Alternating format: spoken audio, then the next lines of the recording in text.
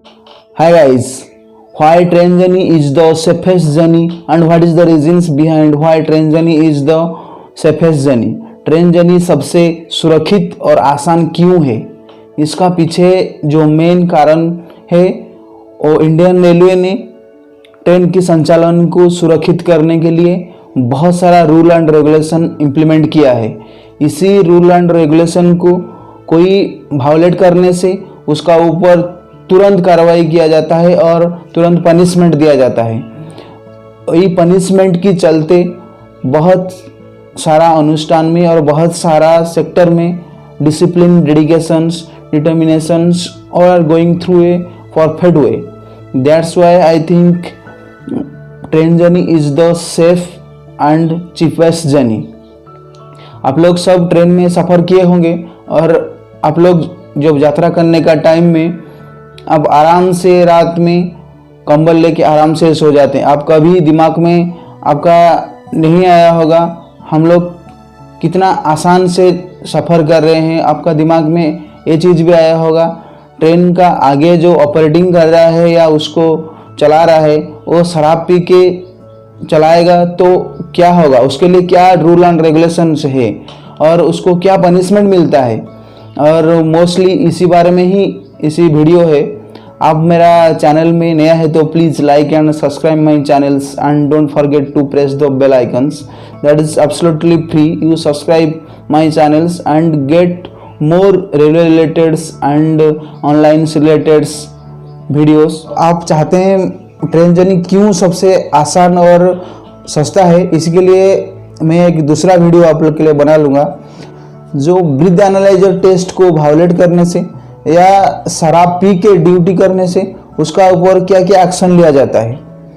जो कोई safety staff या ऑपरेटिंग स्टाफ और ट्रेन की संचालन करते हुए जो स्टाफ इंक्लूड है वो ड्यूटी आने से पहले और साइन ऑन करने से पहले उनका ब्रीथ एनालाइजर टेस्ट होता है। उसी टेस्ट में उनको क्वालिफाई करना पड़ेगा, उसका बाद उनको ड्यूटी दिया जाता है। और इसी के चलते मान ले कोई स्टाफ शराब पी के आया है और वो ब्रीथ एनालाइजर टेस्ट में फेल हुआ है। 100 ml ब्लड्स में कितना अल्कोहल होने से उनको क्या क्या कार्रवाई किया जाता है, मोस्टली इसी के बारे में इसी वीडियो में मैं बताऊंगा। वीडियो बहुत इंटरेस्टिंग है, आप वीडियो को लास्ट तक देखिए और आप लोग को भी पता चले और कैसे अनुशासन के साथ और कैसे स्वयं के साथ भारतीय रेल में बहुत सारा स्टाफ कैसे काम कर रहा है, ऐसे भी आपको बहुत सारा सीख इस वीडियो में मिलेगा। I am Vishwajeet from S3 creatives and जो पहला रूल है 0 से 20 mg तक जो अल्कोहल लेवल 100 ml ब्लड से निकलने से उनको ड्यूटी नहीं दिया जाता है। ब्लड जब कोई अल्कोहल टेस्ट में फेल होता है उसका 100 ml ब्लड लिया जाता है उसका बॉडी से और वही 100 ml ब्लड को ही टेस्ट किया जाता है और कितना अमाउंट का निकले उसका ऊपर ही उसको कार्रवाई किया जाता है। 0-1 से 20 mg तक निकलने से उनको ड्यूटी नहीं दिया जाता है।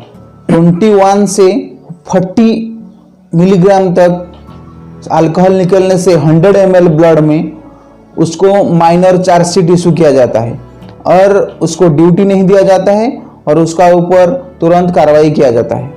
और 41 से 70 mg तक अल्कोहल निकलने से 100 ml ब्लड में उसको मेजर पेनल्टी इशू किया जाता है और मेजर पनिशमेंट इशू किया जाता है। और कोई स्टाफ का 70 ml से ज़्यादा निकलने से एक 100 ml ब्लड में उसको ड्यूटी नहीं दिया जाता है, मेजर पेनल्टी इशू किया जाता है और वही सेफ वर्किंग रूल्स और सेफ ऑपरेशन की रिलेटेड जो काम होता है उससे उसको निकाल दिया जाता है और उसको टेम्पररीली या कुछ टाइम के लिए वो उसको ड्यूटी से हटाया जाता है। और इसी तरीका इसी हिसाब से उसको 3 बार निकलने से उसको उसका ऊपर जो स्टाफ है उसका ऊपर मेजर पेनल्टी इशू किया जाता है और उसको इसी रिलेटेड की जॉब से उसको निकाला जाता है।